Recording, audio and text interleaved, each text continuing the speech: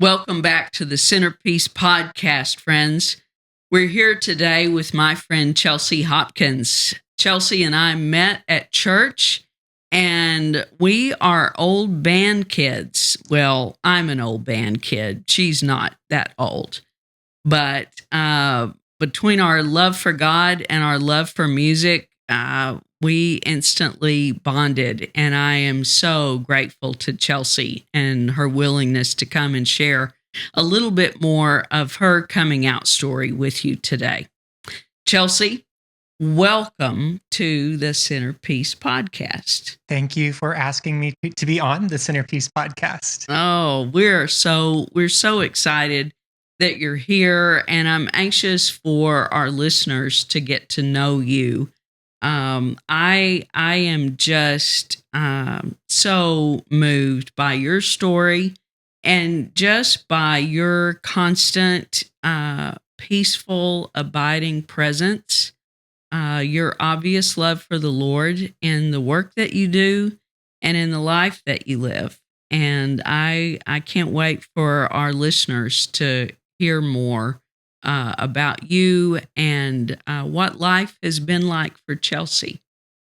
It's been a journey for sure, and so I'm happy to talk about and share some of that, and hopefully be helpful to people in sharing.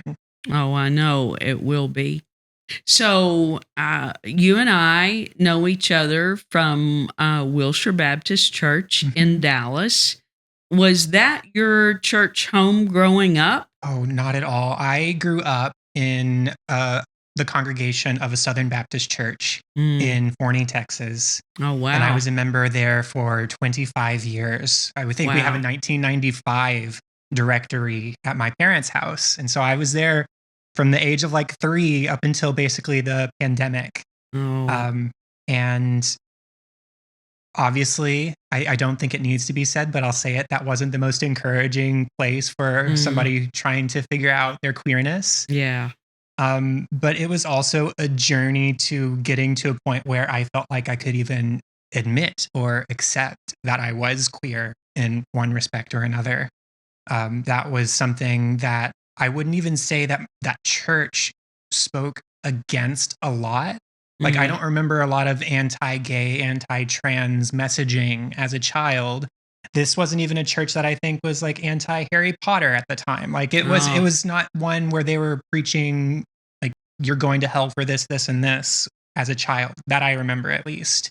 But that said, I think the sort of anti-queer, anti-gay, anti-trans rhetoric was very much a part of the environment, especially when you looked at their connections to political affiliations, and especially as we got further into the 2000s and closer to the Trump presidency. Yeah. What was that like growing up there for you in terms of forming your faith? What was that like for you?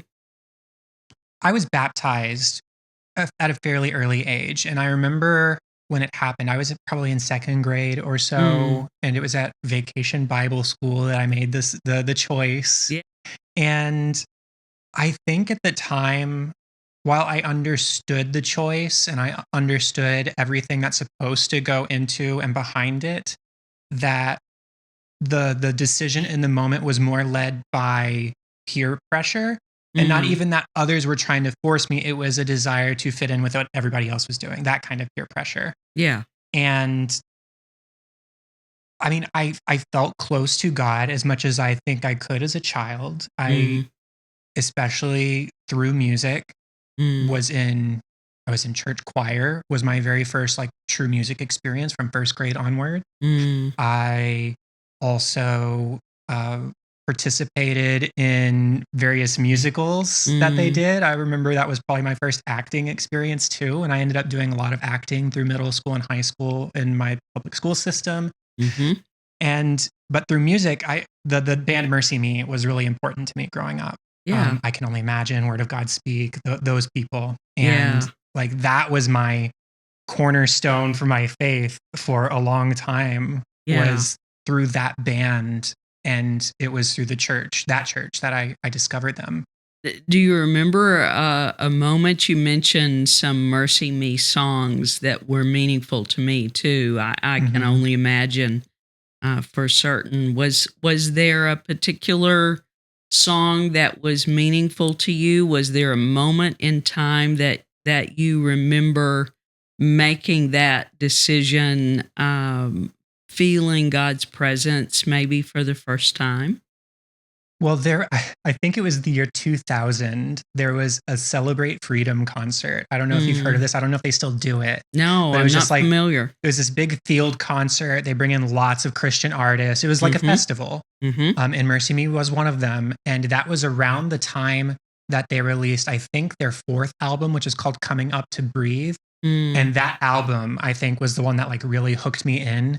I had mm, maybe recently gotten the first three of their albums, which are good and have some of those bigger hits that made them a big band. But Coming Up to Breathe, there that's probably the only album of theirs that I think I could sing probably every word. mm. And the title song, Coming Up to Breathe, I've held my breath for all my life, but thank God I'm breaking free tonight. Right? Like Oh, that kind of wow. stuff. And I mean, just saying Yeah. that now in retrospect, it's like that was maybe pointing towards something that I wasn't even fully aware of at the time. Yes.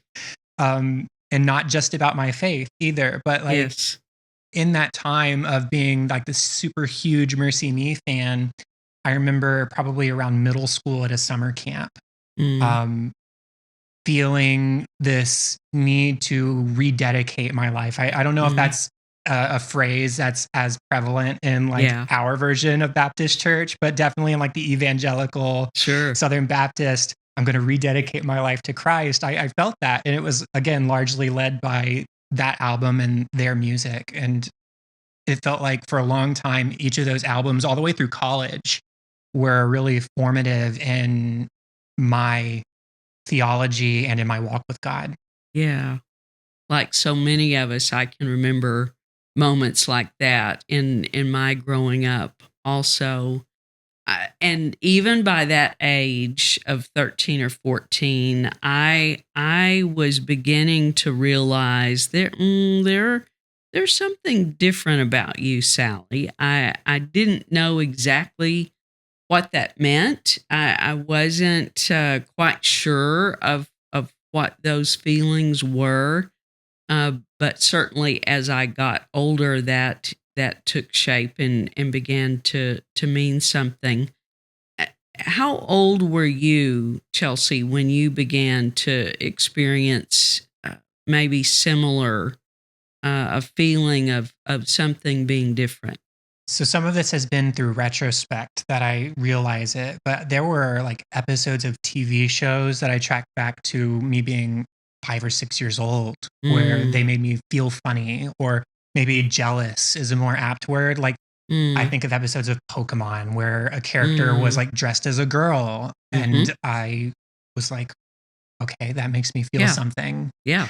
And that progressed into getting into my mom's makeup drawer or her clothes and like any opportunity I could, exploring that and then feeling an incredible guilt about it and trying to Mm, push it away or pray it away as much as I could. yeah, And I mean, I couldn't have told you what that was, what this impulse or desire was. I sure, wouldn't have even phrased it as I was a girl in a boy's body, right? Like that's not how the language I would have used at the time. It was just sure. I like these things. Mm-hmm. These are things that make me happy. Mm-hmm. And it caused a lot of inner turmoil Yeah. because I wanted to be the good little Christian doing the things that were expected of me and definitely not to be doing the things that I shouldn't be doing.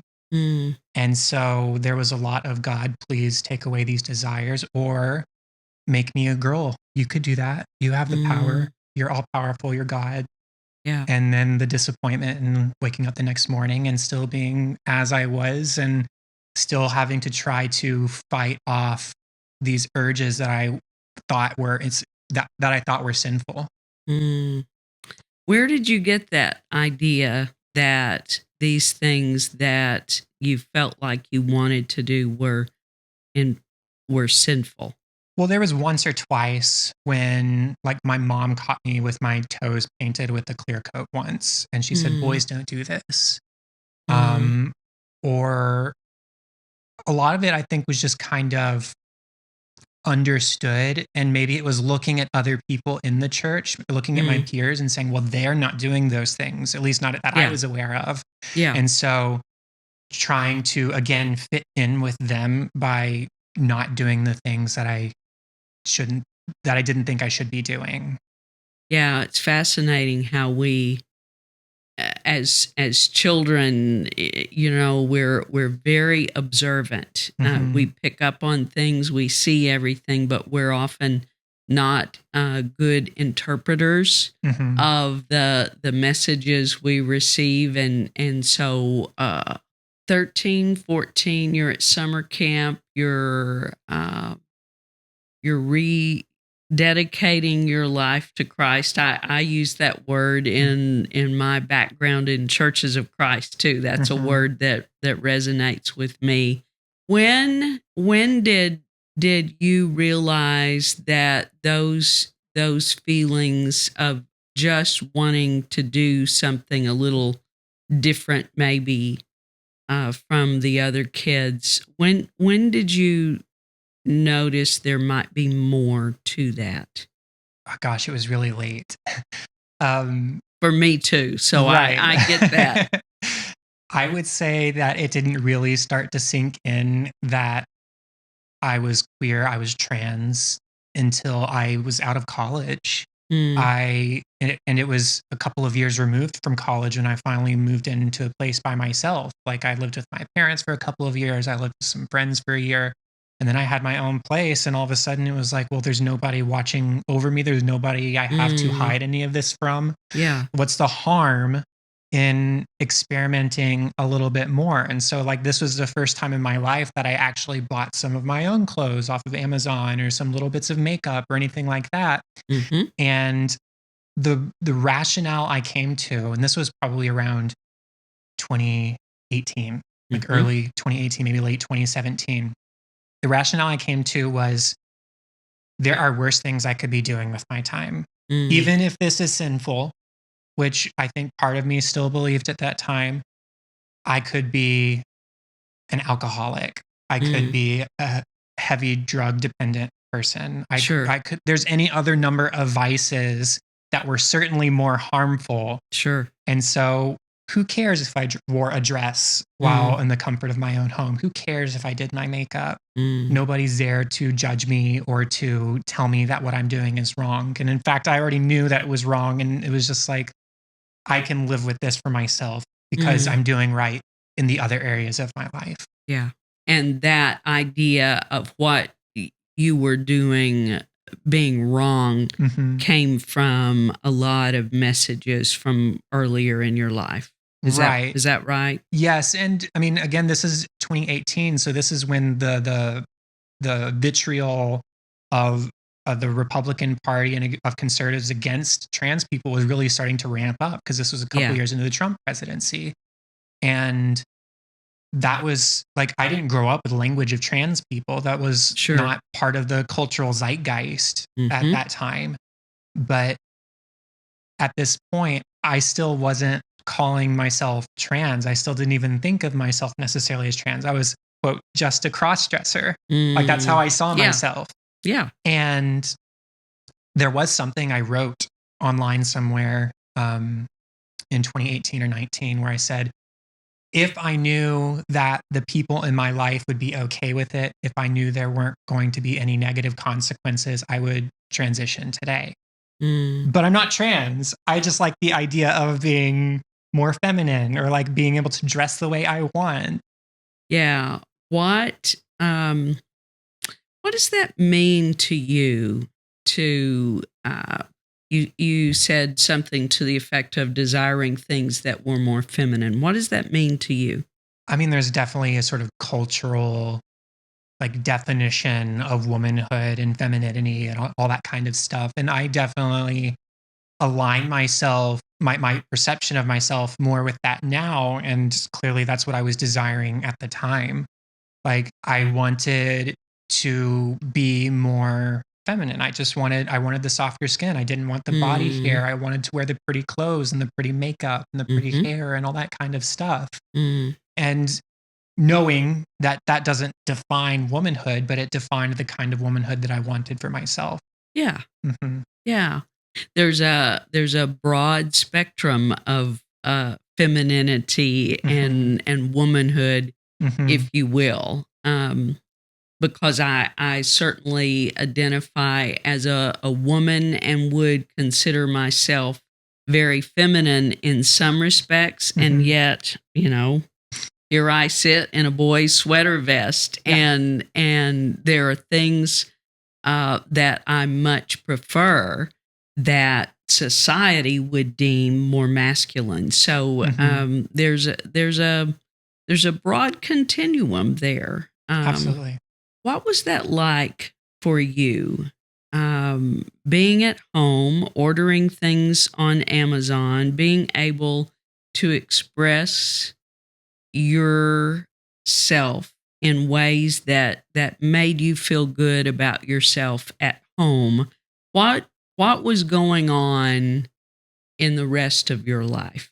Well, I got my first job as a teacher in 2017. And so I was teaching. And what were you teaching? I was teaching middle school band. Oh, yes. Oh, yes. See, Chelsea, I loved my middle school band director. Yes, it was a fun time. Middle school wasn't necessarily where I had seen myself being as a teacher growing up. Like I decided really young in middle school myself that I wanted to be a band director. And I initially said I wanted to be a high school band director because marching band was kind of my stepping stone in. Like I went to a football game when I was in 5th grade and saw the halftime show. Oh, yes. I was like, that's what I want to do. Yes.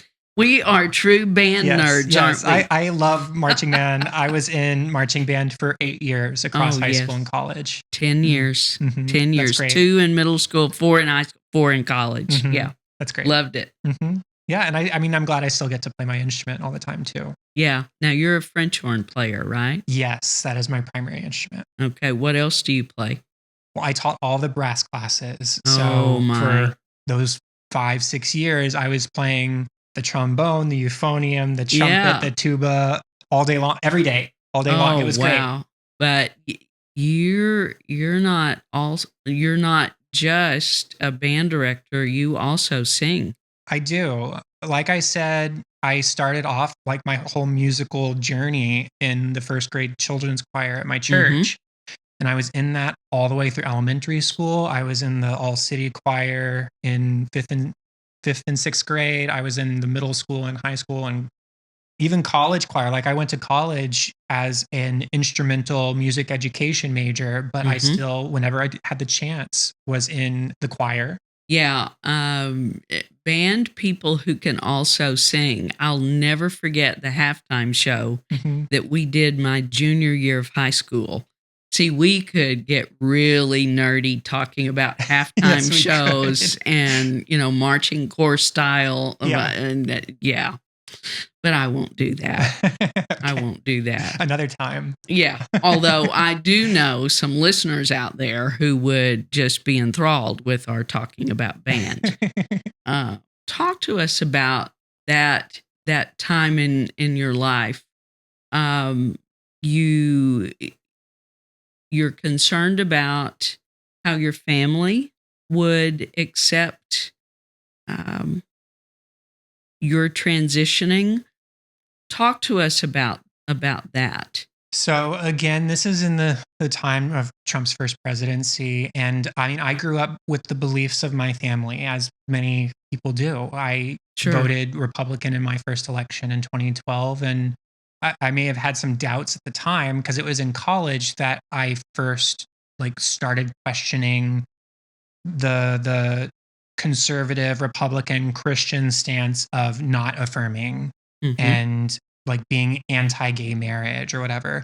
And it was around 2014 that I came to the conclusion that whatever I believe, whether I believe this is a sin or not, who am I to tell two people that they can't marry each other? That's not my place. Who am I to vote for somebody who's going to take away or just not give that right to people?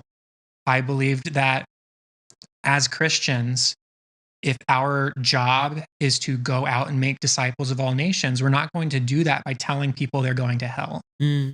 And so that was that was the initial seed that started in me like, okay, maybe being gay isn't all that bad. Because I was in college, I was away from home for the first time in my life, and I was meeting people who weren't exactly like me by default. Right. And so my worldview was expanding Sure. away from what I'd grown up with my family. And then here comes 2015.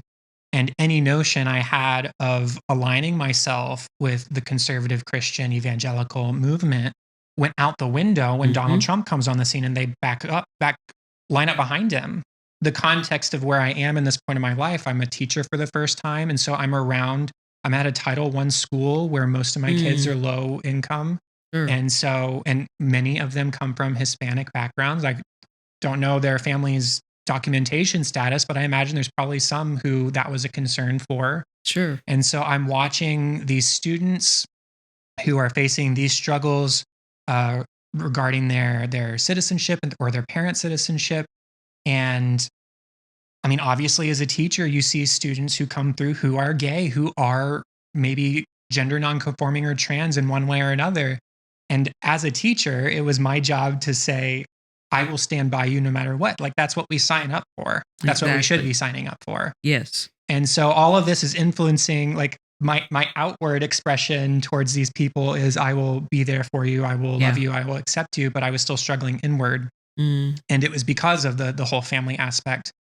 And while I was still attending that Southern Baptist church because my parents went there, my grandparents went there, my brother went there, I was disillusioned with that church because I was so distant from what they had come to align themselves with politically and like made it known what they aligned themselves with. And at this point, there were more of those political sermons about like the anti-Black Lives Matter movement or about queer people in general. That those were becoming more prevalent. And so I would go to appease family, but still hold in my heart the faith that I'd come to build for myself, which was they will know who you are. They will know you are Christians by your love.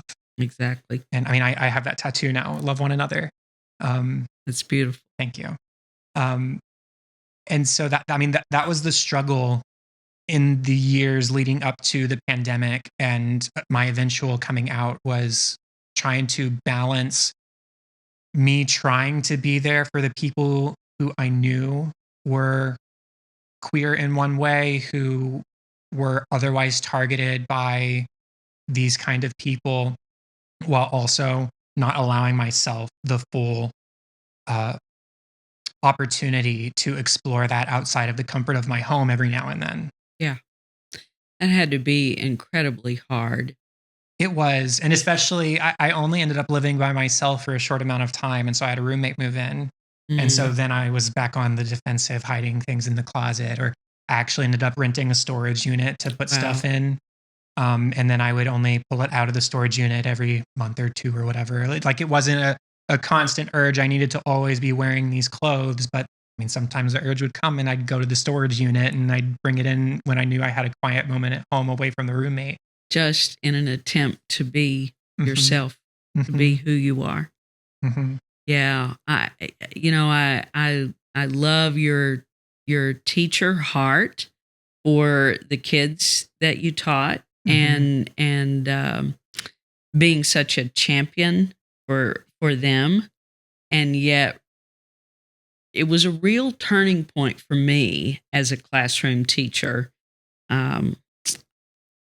to be able to realize that I was some of those same kids that I was championing, and that it would not be different until I took care of the little one in me, and I stood up for her first, that I could really be of help to those kids in my classroom. What was the real turning point for you?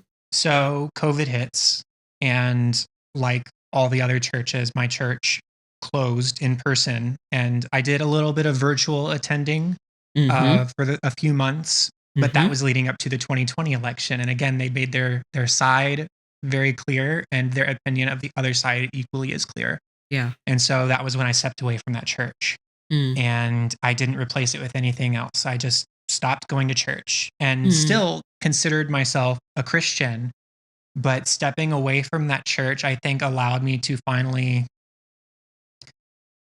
make some peace or figure things out for myself. Mm-hmm. This was 2020. I still wouldn't have called myself trans at that point, Mm-hmm. unless maybe I was like being really introspective and honest. But Sure. really, I was still just a cross dresser. Mm. But that started to change in early 2022. Like January 2022 hits, and all of a sudden, the urge to explore femininity more and to dress and to do all the stuff hit harder than it ever had. Mm. And I don't know what the instigating factor was in all of that, but all of a sudden it was like, I have to do something about this because it's not going to go away. Yeah. And so I went to a therapist for the first time the Mm. day after I turned 30 in Mm. January of 2022. And things moved pretty quickly. A month later, on February 17th, which is Mm. exactly a month after my birthday, I started hormones. Wow. It moved so quickly once I allowed myself the possibility of first considering that I was trans, and it was pretty quick that I decided, okay, yes, I'm trans. But then the concern was, okay, I'm trans, but I can't do that to my family. Mm. And then it became, okay, I'm trans, and maybe I have to just try hormones to see if this like thing that's in my head gets Mm-hmm. quieter. Mm-hmm. And if it doesn't, 3 months later, like that's first round of prescriptions, 3 months. 3 months in, I can stop. Nobody's going to be any the wiser. There's not going to be any lasting effects. I can walk away knowing that I gave it a try and that it wasn't for me. Mm. But day one, Sally, Mm-hmm. day one, from the moment I took those first pills, like instant mental clarity, Wow. instant. And I don't even know if I can explain it better than that. It was just like all of a sudden, it was so clear that I needed to pursue this for myself, regardless of the consequences. Wow.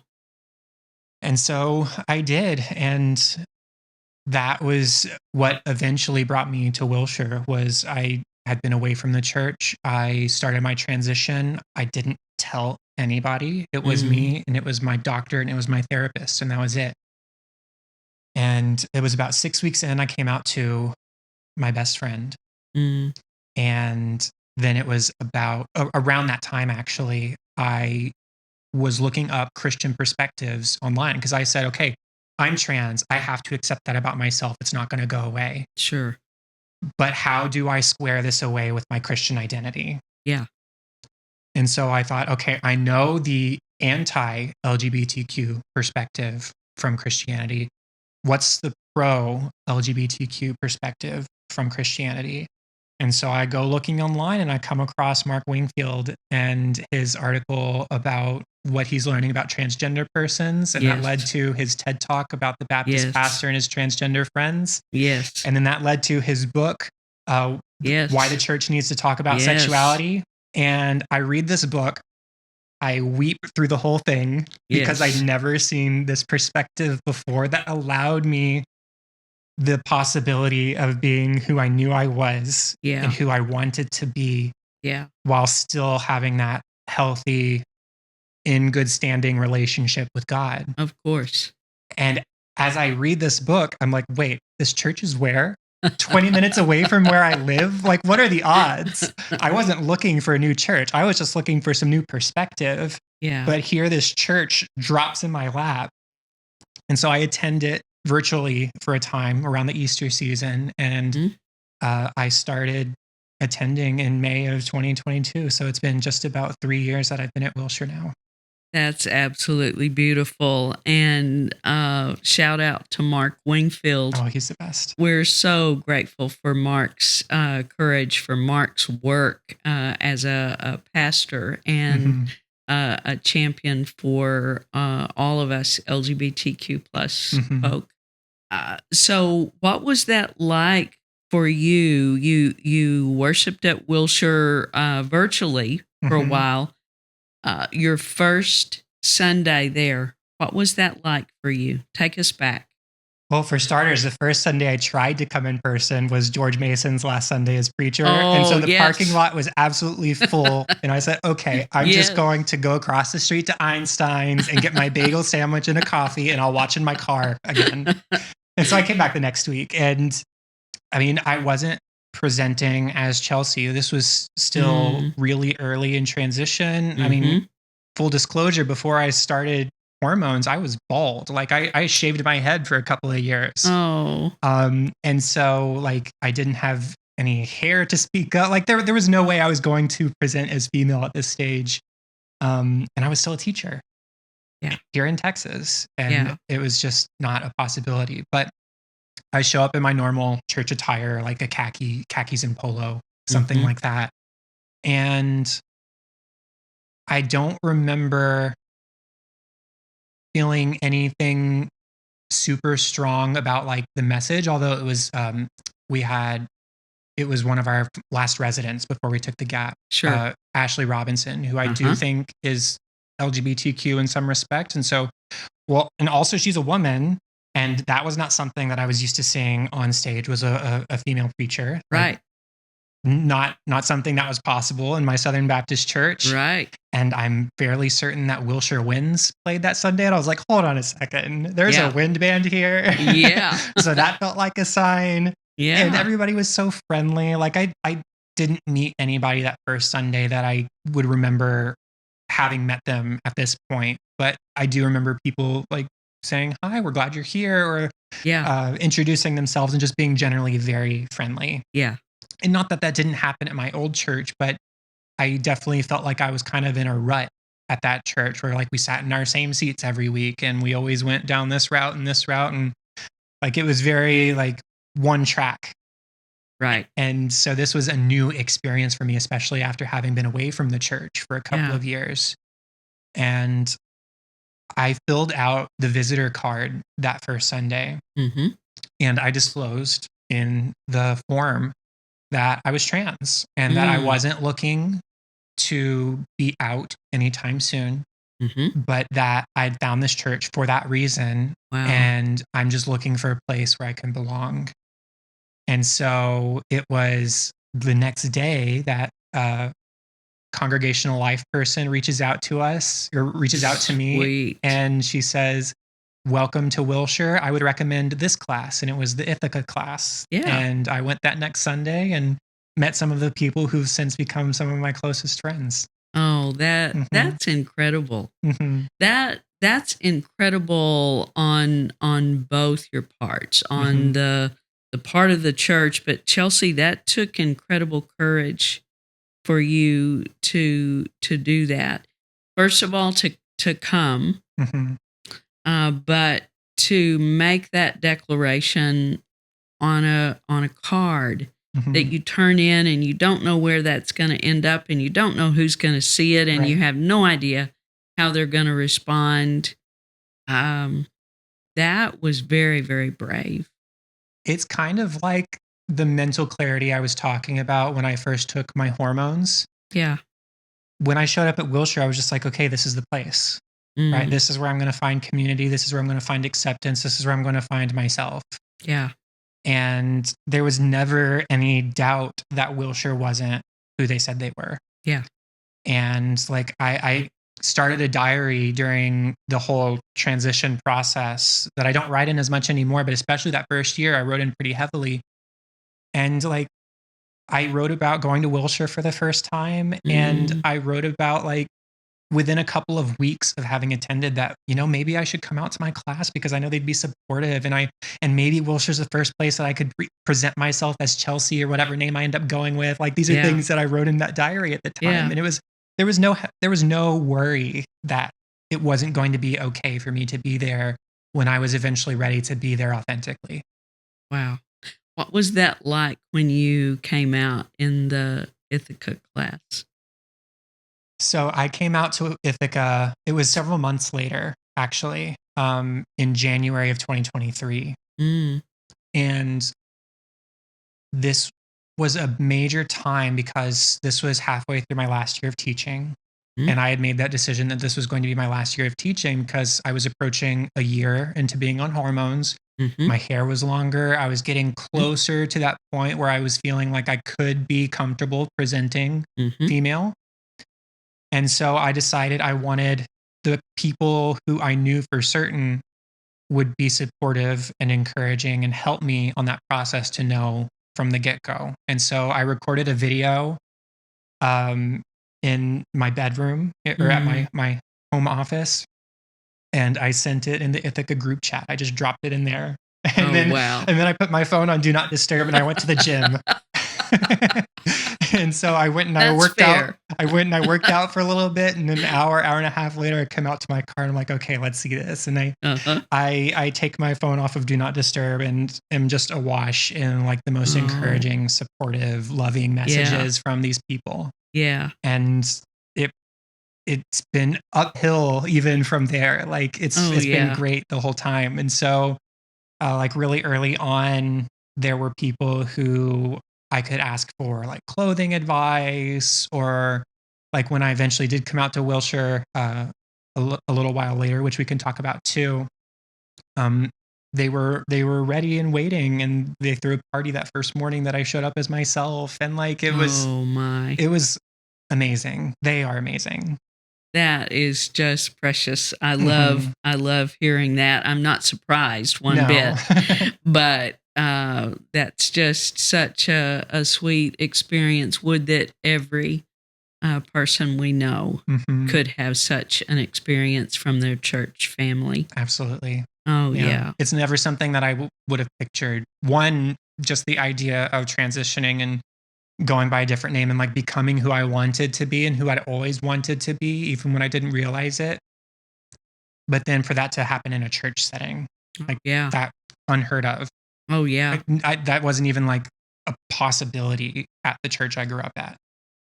Well, I have been so encouraged. It just brings a huge smile to my face to see you thriving at Wilshire, playing your French horn. Anytime there's whether it's the wind orchestra or the full band and singing in the choir, I just love seeing your sweet face in that group. It's a great encouragement to me. So you said you were halfway through your year of teaching. You left teaching. I left teaching at the end of the school year. Okay. So I guess we can use this as transition into talking about me coming out at Wilshire. So first off, at the beginning of 2023, I was asked to join a committee, as you do at Baptist Church. Of course. And I was asked to join the new member committee. And at our first meeting in like January of 2023, we talk about the possibility of getting name tags for ourselves so that we can be like hospitable to the people of the church and they can see our names easily and all that kind of stuff. We can be approachable. And our staff liaison is that same congregational life person who emailed me about what class to join after I had filled out the guest card. And so after that meeting, I sent her an email and I said, hey, Carolyn, could you maybe make me 2 name tags? One that says the name I'm using now and one that says Chelsea on it, because I want to be prepared for when that time comes. And she said, absolutely. And so I have a picture that I took in like March of that year when we finally got the name tags of the 2 name tags right next to each other. Sweet. And so when I decided I was ready to come out at Wilshire, this still wasn't public. Yeah, it was just at the church. We have in our worship folder every week that something called I Am Wilshire. And it's an interview with a congregation member who answers all these questions. And I was like, okay, that is my ticket in. That's how I'm going to do it. And so I emailed Carolyn in advance of, like, it was early May. I think I took a picture of myself May 1st to send to her. And I asked, hey, could I be on the I Am Wilshire for this date? And it was May 19th, I think. Wow. Or maybe 18th. It doesn't matter. And I showed up as Chelsea for the first time, announcing it in I Am Wilshire, saying, this is who I am. This is why I'm here. Get ready to meet the new me. And the thing that stands out to me the most that day is the drive there that morning. Yeah. Because here I am wearing a dress, wearing makeup, wearing a wig at the time, and going to a church. Again, that kind of disconnect between things that I wanted but never thought would happen. Right. But I'm driving to church and there was no anxiety. I was completely at peace. Yeah. And like that couldn't compare to a feeling that I would have had if I had been driving to the old church dressed like this. Like there was no way that was a possibility. Yeah. So driving to Wilshire and feeling completely at peace again, I knew that it was the right thing. Yeah. And that everything was going to be okay. Yeah. And it was, like I said, Ithaca threw me a party and they wrote notes of encouragement that I still have on hand so I can read through them every now and then. Yes. And I was in the I Am Wilshire. And so after worship service that morning, people came up to me and wanted to meet me and give me a handshake or a hug or whatever. It was such a special day. And then later that day we had our yearly picnic. And so I got to go to that as well. And it was just such an amazing day of being myself for the first time. Yes. And what freedom there is in that. Goodness. No wonder you were at peace. Yeah. Yeah. So you're no longer a band director. No, in fact, that Sunday was the Sunday before my last week as a teacher. And so that was the downside of the timing, was I went to church as Chelsea that first day. And then the next day I had to like scrub off the nail polish and like go to work one more time as the other person. Yeah. And thankfully I had come out to my coworker at this point because I knew he would be supportive as well. And he was. Right. And so he was at least understanding of like the mental state I was in that last week, having to go back. But since then, I have been Chelsea at church and with my friend group from the church. And that was something that I really wanted, was like, even though I came out to the Sunday school group in January, I didn't want to like be out until I was ready to be out and like not have to like decide, am I going to be Chelsea this time? Am I going to be Dead Name this time? Yeah. And so that was my last week as a teacher. And then it was a long job search. And I should have probably expected it was going to be a long job search. But it was maybe even longer than I thought. I did a lot of driving Uber in the meantime. And also in that time is when I finally came out publicly. I came out on all of my social media on Halloween of 2023. Yeah. And still looking for a job. And then December comes around and I see in our worship folder that there was a job opening at Wilshire. I was like, you know what? It's part-time. It's not like full benefits or anything, but it's money. That's not me driving Uber all around Dallas. And so that was when I applied and interviewed in January, and I signed the paperwork to become an employee of the church on my birthday. Oh my goodness. I remember that. And what was your title then? I was a spiritual formation coordinator. That's right. I remember that. But tell us what you're doing now. Well, it's funny. I was in that role for about a month and a half. And it was because about a month in, there was another job position posted in our worship folder that was an upgrade in the sense that it became full time and then it Yeah. came with full benefits Yeah. and all the things that I hadn't had since my teacher contract expired in September of the previous Yeah. year. And so I talked to my boss and I said, "Hey, is this something that I could do?" And our senior pastor, Timothy, came and had like a lightning fast conversation with me for 45 seconds. Like, "This is how I work. Are you okay with this? Can you do this?" I was like, "Yeah, whatever you want me to do, Timothy, I can do." And so then the job was mine. And so now I'm the executive assistant to the senior pastor. Oh, that's fantastic. Mhm. Yes. Good work, Timothy. Good job out there. Yeah. We are so grateful. It didn't take long for everybody to see how capable you are and all the gift that you have, Chelsea. I'm so thankful that you're in that position for yourself, for Timothy, for the church as a whole, and just to see you thriving Well, thank you. in that. Yeah. And likewise, like again, not ever seeing myself being myself in a church setting. I never ever would have seen myself as an employee of a church. Like it was just, regardless of being trans or transitioning, it was not something I pictured for myself. And so that's a new twist on life. And I've been really grateful to have it. Oh, yeah. Mm-hmm. So, how has this whole experience of the multiple times you've had to come out to different groups of people, and I want to ask you about coming out to your family, certainly, but how has this impacted your faith? How has it impacted you spiritually? I've buckled down harder and harder on John 13, 34, and 35, which is another commandment I have for you to love one another. Yeah.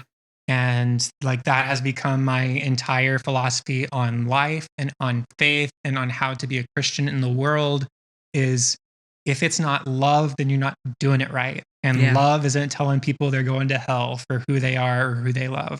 Yeah. And so that's how it's mainly impacted me. And also in how I advocate for other marginalized groups, whether it's other queer people like myself or whether it's people of color or whether it's people with disabilities or whatever, anybody who's under attack for things they have no control over, then I try and speak out and advocate for. And again, from that Christian perspective of loving one another, like that's what it is for me. That's everything. Yes. So let's go back to coming out to your family. What was that experience like? So I kept it secret for a while. Again, I started hormones in February of 2022. I came out to my brother, was the first family member I came out to in early June of that year. And I came out to my parents a few days later. And I walked away that first night as I was driving home. I only lived 5 minutes away from my parents at the time. I was driving home and I thought that was really hard, but we're going to be okay. And it soon revealed that it wasn't going to be totally okay. Now, they have never been cruel or like abusive or anything like that, but they don't fully understand and they're still so entrenched in that conservative evangelical point of view that this is a sin, even though the Bible says nothing about trans people. Like regardless of any other verses you might want to take context out of, there's nothing about trans people in the Bible. They just they couldn't let it go, and they were worried about their parents' reaction, my grandparents. Yeah. Understandable. I was too. And that first year of transition, I would spend most of my free time writing letters, coming out letters to people in my life and never send them. This was therapy for me. In addition to therapy, Wow. was I would write these letters to people, imagining how I might come out to them, or like they would be from different perspectives. Like there would be an angry letter towards my family, or there would be a sad letter about like, from my perspective, why can't you love me the way I need to be loved? That kind of thing. or like how unfair it is that I fear being truthful with you Mm-hmm. because of how you might react Yes. and how I assumed they would react. So told my parents in June of 2022, and life went on. I didn't tell any other family at the time. Mm. They kept my secret. And I didn't come out to, any other family members until February of the next year. Mm. And it was kind of a situation where I was forced into it. We were planning a family vacation for later in the year that would involve going out of the country. Mm-hmm. And I was planning by that point to have a different name and to be out. Sure. And so I had to come out to them several months probably before I was really ready to. Mm-hmm. And that was really hard too. I told my aunt, who shared it with her children and her husband. And then that night I drove to my mom's parents' house because I wanted to tell them in person. Mm-hmm. And I did. And it was a similar situation to when I told my parents. It was, this is going to be okay, even though that was hard and even though they're not all the way there yet. Mm-hmm. And why it feels like we've kind of been in that limbo since then, where I still have relationships with them. I've cut nobody off, but they don't use the right names or the right pronouns or anything like that. Wow.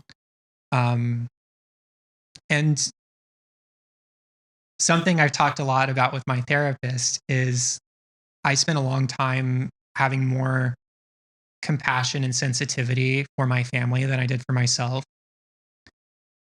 Not that I don't want to have any for them, but like the whole reason it took me so long to get to a point where I accepted myself as trans was because I didn't want to hurt my family. Yes. Regardless of the pain and the hurt it was causing me to keep it bottled up.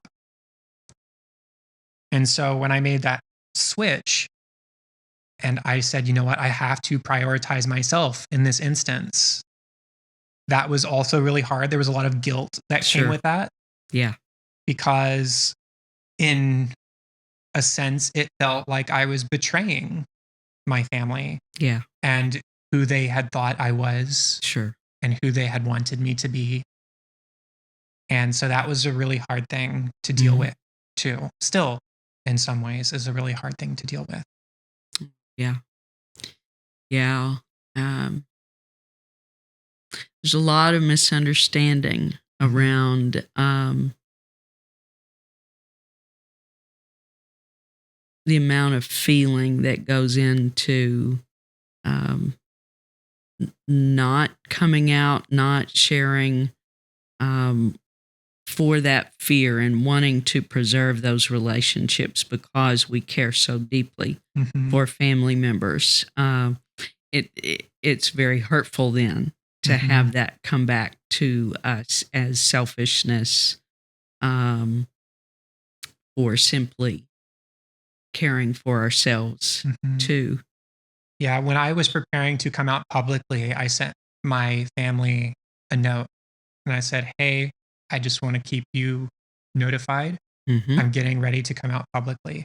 And this is 8 months after I'd come out to them. Like they'd known at this point. And anytime I'd been around them, I still hadn't been Chelsea, but they knew and I knew. And I was Chelsea at church, but then like going home for Mother's Day or whatever, I'd take off the wig and scrub off the makeup and change clothes. And then I would go hang out with family because again, I was trying to be sensitive to feelings. I was trying to give everybody the longest on-ramp possible for them to be prepared. Yeah. So I sent this note ahead of coming out and I said, one of the things I said in that note was, remember, this is something I'm doing for me and not to you. Yes. Excellent phraseology there. I hope we'll take that away because that's very helpful. Let's go back to something that you said. You mentioned that your family still has trouble in using your name, in using your your pronouns. What does that feel like? It hurts. Yeah. Like, I mean, at this point, legally, my name has been Chelsea for more than a year, or a year and a half or so, to be clear. Like I filed taxes twice under the name Chelsea, right? Like that is my name on paperwork according to the government. That is my name. Right. And so for them to not even like at least use a name, like if you still want to think of me as a man, if you still want to call me here, like obviously that hurts too, but like my name is Chelsea. Yeah. Now, to their credit, there are a couple of them who have been more sensitive to using gendered language. And so they'll sometimes use they or them in referring to me, or like my child rather than my son. So like there is some effort to be sensitive to my feelings, which I appreciate. But I would like them to go the full step, right? Like just call me by my name. Yeah. Just call me by my name. Yeah. And I mean, I don't know how I would react if they were to call me by the right name for the first time. Like, I imagine it'd be an emotional moment. To be loved and cherished and acknowledged as a daughter. Right. As a sister. As a niece. As a granddaughter. Yes. And I do want to shout out my brother. My brother was accepting from the beginning. So that's great. That, in fact, I would say that this has brought us closer together. He's 3 years younger than me. Sweet. And we talk all the time. Like we do the New York Times games every day and text each other about them. Or like we've gone out together a couple times for dinner or whatever. And so he has been like my beacon in the darkness. Yeah. What word would you leave for the parents of a trans child? Love your children and love them in a way that they know they're being loved. Use the name that they want you to use. Use the pronouns that they want you to use. And ask them what you can do to support them better. Yeah. Yeah, that asking questions and being curious, just having curiosity. I think sometimes we become so fearful of those things that we might not understand, that we haven't talked about enough to know, that we just completely shut down and we lose all sense of curiosity, or we think that we're going to say the wrong thing, and we may in fact say the wrong thing. I am trying, my perspective through my transition is I'm not a teacher in this regard. Like it is not my job to solve transphobia, but what I can be to the people in my life who don't have experience with a trans person, or what I can be for the people who might have a trans person in their life, but don't know how to treat them, or for the people in my life who think they might be trans and just haven't been able to accept that part of themselves. My job is to be visible. Exactly. And to let them know it's going to be okay and that you are okay. Yes. And that God loves you. And that's what matters. Yes. Oh, Chelsea, I am just so grateful for your authenticity, for your transparency, your honesty with us today. It is touching. And I know, I know that you are changing the world in your little corner of the world, through the work that you're doing at Wilshire. You're leaving a mark on all of us, and so we're very grateful. Thank you. Thanks for tuning in again today, friends. If you want to know more about Centerpiece, visit our website at centerpiece, that's PEACE.net. We'll see you next time.